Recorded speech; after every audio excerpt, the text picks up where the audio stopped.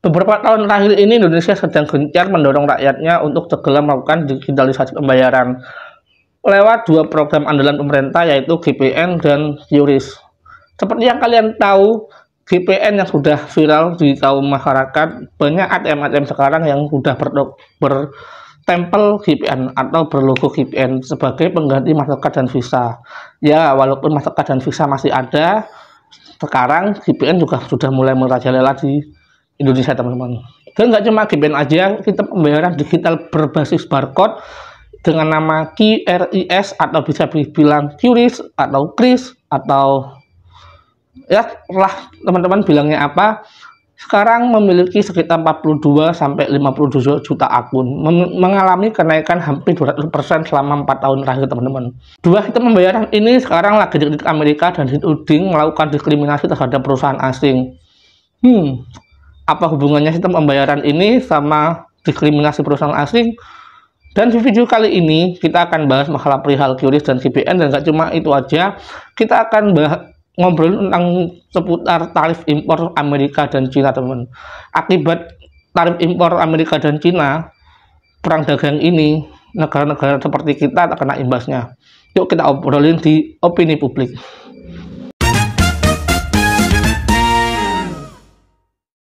Akibatnya nggak cuma Cina aja yang kena tarif impor, teman-teman. Indonesia juga kena tarif impor kemarin itu di angka 32%. Ya, kita juga kena imbasnya, teman-teman. Sementara itu Indonesia sedang membangun sebuah misi besar dalam sistem pembayaran, teman-teman, melalui dua program yaitu GPN dan QRIS. GPN sendiri atau bisa dikenal dengan Gerbang Pembayaran Nusantara ini dibangun pada tahun 2017. GPN sendiri difungsikan untuk menyatukan transaksi kartu di dalam negeri, teman-teman. Jadi nggak tergantung sama perusahaan luar seperti Mastercard dan Visa. Sedangkan QRIS atau QRIS atau KRIS diluncurkan pada tahun 2019 oleh BI. Apa sih itu QRIS? QRIS adalah sebuah barcode atau kode digital yang difungsikan untuk melakukan pembayaran dari berbagai platform dan berbagai keuangan di Indonesia, teman-teman. Ya, mereka maunya transaksi kita yang pegang dia melalui Mastercard dan Visa, kartu kredit. Dan diprediksi Mastercard dan Visa ini mengalami penurunan transaksi, teman-teman. Dikhawatirkan Amerika untuk kedepannya QRIS dan Mastercard ini akan kalah oleh GPN dan juga QRIS, teman-teman. Untuk pemerintah sendiri yang aku dengar baca dan semoga dilaksanakan, pemerintah berniat untuk mengembangkan QRIS ini sampai ke luar negeri. Saat ini dimulai dari Malaysia, Singapura, dan Jepang dan China, teman-teman. Tapi entahlah ya, ini sudah direalisasikan atau belum. Coba teman-teman yang ada di luar negeri itu komen. Alangkah baiknya jika QRIS ini dan GPN itu skalanya nggak cuma lokal aja, diinternasionalkan, terutama di Asia dulu, teman-teman. Dan aku harap pemerintah nggak menuruti serta-merta tekanan dari pihak Amerika. Ya, walaupun aku tahu jika Amerika menekan itu juga bukan tanpa ancaman, teman-teman, bukan tanpa negosiasi. Biasanya sebuah negara melakukan kritik dan melakukan sebuah permintaan itu biasanya bertemu dengan sebuah keuntungan, teman-teman. Ya, win-win solution. Jika pemerintah meminta Indonesia untuk memberhentikan ini, biasanya dia mengancam dengan sesuatu yang berbalik melawan. Seperti yang kita ketahui sendiri, Indonesia juga bukan kategori negara yang berdikari, teman. Kita masih bergantung sama beberapa produk Amerika seperti handphone, Google, Facebook, dan masih banyak lagi produk Amerika yang kita tahu. Mungkin kalau untuk McD, untuk KFC, mungkin kita bisa nggak tergantung sama produk itu karena makanan di Indonesia melimpah. Tapi bagaimana dengan handphone, dengan Google, dengan email, dengan Apple? Apakah kita siap untuk kehilangan itu semua?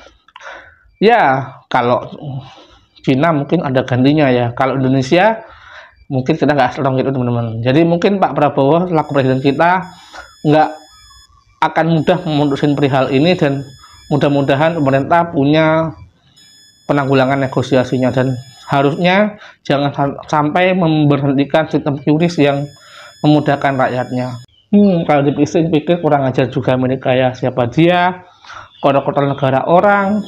Ya, itulah Amerika, teman-teman. Untuk saat ini, QRIS ini dan GPN adalah sebuah program yang patut diapresiasi, yang bahkan dunia internasional juga sangat tertarik dengan program itu teman. Sebenarnya nggak cuma Indonesia aja, di Singapura, di Malaysia, di China dan di India mereka juga punya semacam QRIS teman-teman. Cuma namanya berbeda aja. Cuman untuk di Indonesia sendiri kenaikannya dan transaksinya mengalami kenaikan pekat teman-teman. Namun perkembangan QRIS dan VPN ini bagi beberapa negara maju sama Amerika ini nggak dipandang sebuah kemajuan atau dinilai sebagai nilai yang positif, justru dikritik. Amerika mengkritik VPN dan QRIS melalui perwakilan dagang USTR 2024 kemarin. Dalam laporan USTR 2024 disebutkan bahwa 1. Indonesia tidak transparan dalam menyusun regulasi sistem pembayaran digital. Kebijakan VPN dan QRIS dianggap diskriminatif karena mengutamakan perusahaan domestik. Itu kritikannya teman-teman ya. Yang ketiga, akses ke pasar Indonesia bagi perusahaan Amerika Serikat dinilai makin sulit. Dari ketiga poin tersebut, semuanya ngomongin tentang kerugian Amerika dengan adanya QRIS dan VPN. Ya, emang rada diskriminatif nih Amerika ini. Ya, tapi kita harap maklum namanya juga Amerika, teman-teman. Ini menunjukkan bahwa sistem pembayaran dan teknologi ini nggak soal kita, teman. Ini juga soal internasional. Amerika terguncang dengan adanya ini, terutama lewat perusahaan mereka, yaitu Mastercard dan Visa. Dua perusahaan besar ini berasal dari Amerika. Ya, dengan adanya QRIS dan adanya VPN, mereka khawatir akan menekan dan kehilangan market di Indonesia, teman-teman. Sebenarnya QRIS itu sepasat apa sih majunya? Yuk kita lihat bareng-bareng. Jumlah merchant QRIS mencapai lebih dari 30 juta per tahun kemarin, teman-teman ya. Jumlah pengguna terus naik hingga akhir 2023 dan 2024 sebesar 43 juta pengguna, teman. Ini 2024, teman-teman. Nilai transaksi QRIS tumbuh lebih dari 175% hanya dalam setahun terakhir. Otomatis tahun 2002 ya kemarin dong, ini dari 2024, teman-teman. Tumbuhnya hampir 200%.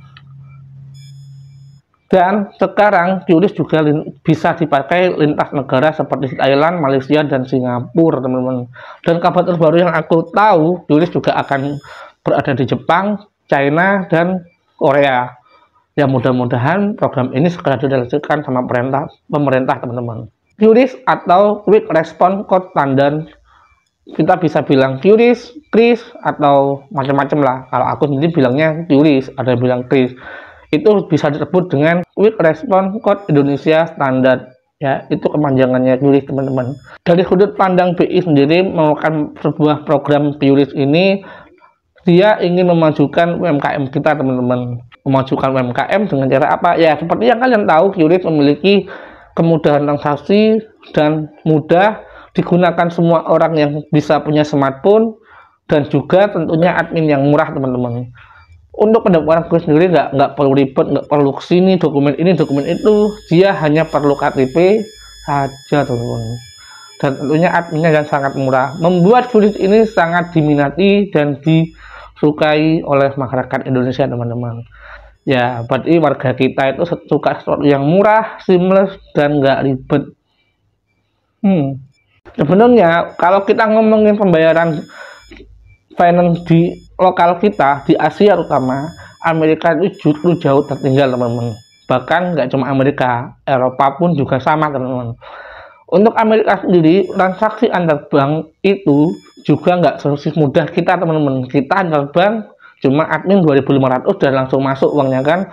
Kita bisa transaksi melalui BCA Mobile, BRI Mobile, Mandiri Mobile, dan beberapa aplikasi perbankan mobile lainnya. Bahkan sekarang dengan adanya e-wallet, kita juga bisa transfer antar bank tanpa admin, teman-teman. Sedangkan di Amerika sendiri, sesama bank, pertama, dia nggak langsung masuk, 2-3 hari, teman-teman. Dan juga di beberapa ATM di Amerika itu, teman-teman, itu dia hanya digunakan tarik tunai saja. Dan ya ada beberapa yang bisa dibuat untuk store tunai, tapi nggak bisa buat transfer. Ya, kalau teman-teman sadar, jika teman-teman sering melihat film Amerika, kebanyakan transaksi dilakukan melalui cek. Ya, cek. Seribet itu, teman-teman, pembayaran di Amerika. Bahkan untuk orang Amerika ingin mengirim uang, mereka harus antri di bank. walaupun melalui cek, ujung-ujungnya pencairannya harus ke bank. Otomatis kalau ngomongin pembayaran dan transaksi keuangan lokal, Amerika itu jauh sangat tertinggal dengan negara kita. Kalau Asia, masalah pembayaran lokal, masalah transaksi keuangannya, aku akui teman-teman. Aku nggak ngerti ya kenapa Amerika bisa seperti itu. Teman-teman bisa cari sendiri dan baca sendiri testimoni beberapa warga Amerika yang mengalami kesulitan transaksi keuangan antar individunya. Makanya PayPal dan kripto di sana sangat digemari teman-teman. Gitu. Mungkin dulu video dari aku, dan sampai jumpa di selanjutnya hari ini, dan sampai jumpa di Opini Publik. Bye bye.